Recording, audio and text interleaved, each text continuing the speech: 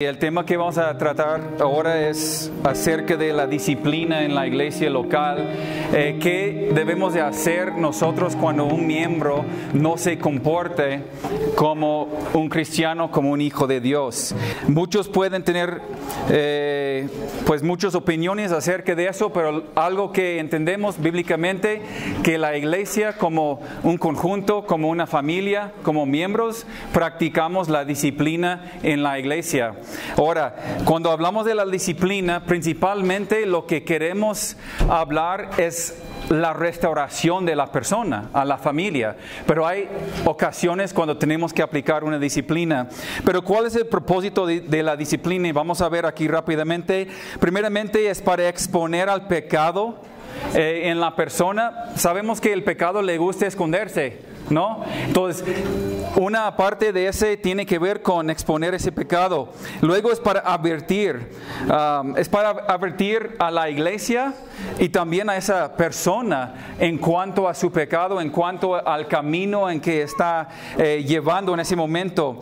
Luego también la disciplina tiene ese propósito de salvar o rescatar a esa persona de ese camino que está yendo, en muchos casos está yendo a la perdición esa persona, y la disciplina pretende salvar esa alma.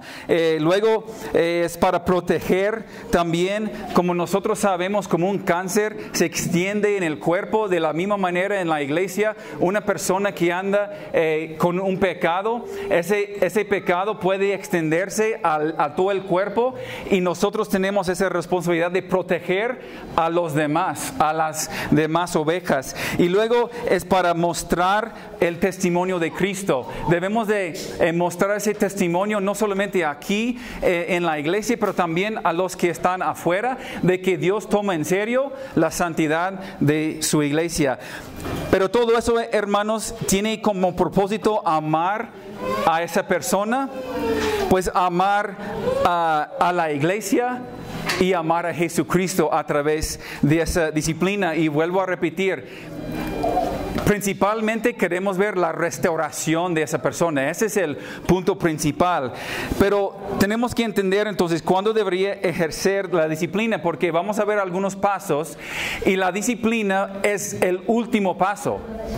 Los primeros pasos son para restaurar, pero el último paso es para disciplina. Pero cuando debemos de disciplinar es cuando el pecado es visible, el pecado es grave y la persona pues es impenitente. La persona no es arrepentida.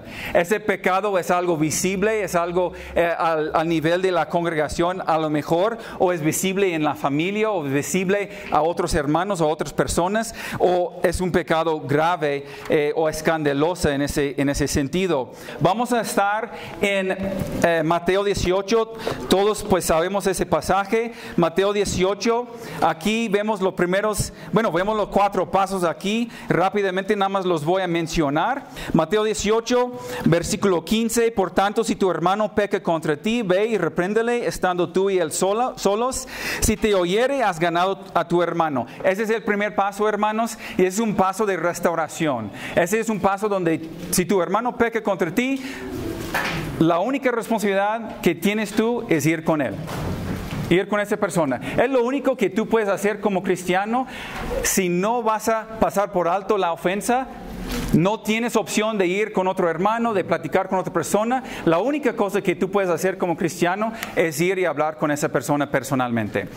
Si él te oye y si él se arrepiente, has ganado a tu hermano, y ahí termina el asunto. ¿Por qué? Porque hay restauración. El segundo paso, si no te oye, lleva 2 o 3 personas. Paso 2, versículo 16. Mas si no te oyere, toma aún contigo a 1 o 2, para que en boca de 2 o 3 testigos conste toda palabra. Ahí es cuando no hay restauración en ese momento. Ahí tenemos que llevar a unos testigos con nosotros, y tenemos que constatar entre esos testigos lo que sucedió, el pecado cometió, y tenemos que llegar a algo en ese momento. Estamos buscando la restauración. Si te oye en ese momento, ¿qué pasa ahí? Ahí termina el asunto. Hay restauración, el hermano ya es restaurado. Ahora, Si no te oye, el paso 3, el siguiente paso, versículo 17, si no los oyere a ellos, dilo a la iglesia. Es el tercer paso. A la iglesia puede significar a los pastores o puede significar también a toda la congregación. Hermanos, en los 8 años que llevamos como congregación, son contadas las veces que hemos tenido que llegar a ese nivel.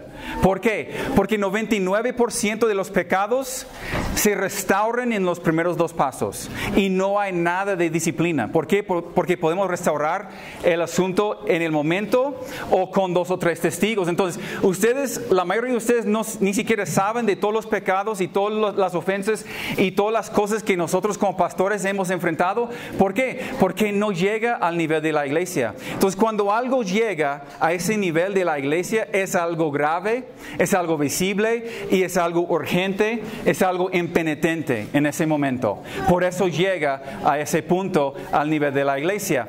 Si esa persona no oye a la iglesia, entonces algunas veces hemos tenido que exponer a un pecado en alguien. Y luego, ustedes saben, ustedes tienen la responsabilidad en ese momento de buscar a esa persona, ese hermano, y de buscar el arrepentimiento, de llamarle al arrepentimiento. Y sabemos que a veces el hermano se arrepiente y a veces no. Y ese es el último paso en el versículo 17, la segunda parte. Y si no oyere a la iglesia, tenle por gentil y publicano. ¿Cómo debemos de tratar a esa persona? Vamos a profundizar eso después también. Pero mire, ¿cómo tratamos a un gentil y un publicano? Como una persona incrédula. ¿Qué hacemos con esa persona? Tenemos que evangelizarlos, llamarlos al arrepentimiento. Ahí son los pasos, hermanos, para la disciplina eclesiástica en la iglesia. Cuando estamos pasando por esas cosas, muchas veces llega a los pastores en el segundo paso y nosotros vamos y muchas veces podemos solucionar algo ahí. Muchas veces esos pecados están entre parejas, entre matrimonios, entre padre e hijo, entre un hijo y alguien en el mundo o alguna situación, y vamos a los pastores y ahí se arregla la situación, se arrepiente y ya se queda ahí, ya no tiene que hablar más.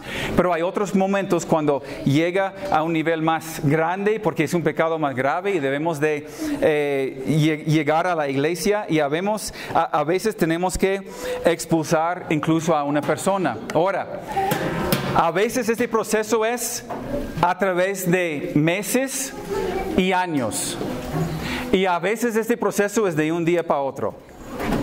Y eso es donde ustedes como congregación tienen que honrar, respetar y tienen que obedecer la decisión que tomamos nosotros como liderazgo.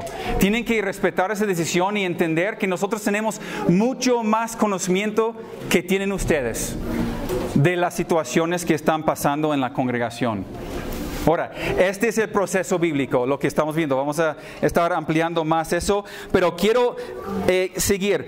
¿Dónde recibimos nosotros la autoridad? Aquí dice 18, sigue en 18. De cierto os digo que todo lo que atéis en la tierra será atado en el cielo, todo lo que desatéis en la tierra será desatado en el cielo. Otra vez os digo que si 2 de vosotros se pusieron de acuerdo en la tierra acerca de cualquier cosa que pidieron, les será hecho por mi Padre que está en los cielos. Porque donde están 2 o 3 congregados en mi nombre, ahí estoy yo en medio de ellos. Este versículo no tiene nada que ver con donde 2 o 3 personas están reunidos, ahí Dios está con ellos. Y tú puedes alabar a Dios porque Él está contigo. Ese versículo, ese pasaje solamente se aplica en cuanto a la disciplina de la iglesia. ¿Por qué? Si tú estás solo, Dios está contigo. Si tú eres hijo de Dios, no tienes que tener 2 o 3 personas. Eso de atar y desatar, no estamos hablando de demonios, no estamos hablando de otras cosas. Estamos hablando principalmente, únicamente en el contexto del pasaje acerca de la disciplina en la iglesia. Cuando la congregación está de acuerdo, cuando los pastores están de acuerdo, Dios está con ellos. ¿Sí? Ahora, eso no significa que no nos podemos equivocar en algún momento y no podemos hacer algo que no sea de acuerdo con la voluntad de Dios, pero cuando estamos en una congregación donde estamos predicando la palabra de Dios, cuando estamos obedeciendo la palabra, cuando estamos rendidos a Cristo, pues Cristo está con nosotros en esas decisiones. ¿sí? Y la congregación debe de seguir a las decisiones de los pastores, y luego la congregación debe de estar de acuerdo también con esas decisiones, ¿sí? Y entender que, otra vez vuelvo a repetir, nosotros muchas veces tenemos mucho más conocimiento de las situaciones. ¿Por qué? Porque conocemos a nuestras ovejas. Es nuestro trabajo principal, es conocer el estado de nuestras ovejas. Entonces, no tomamos decisiones a la ligera, tomamos las decisiones después de mucho tiempo. Ahora, hay dos excepciones aquí.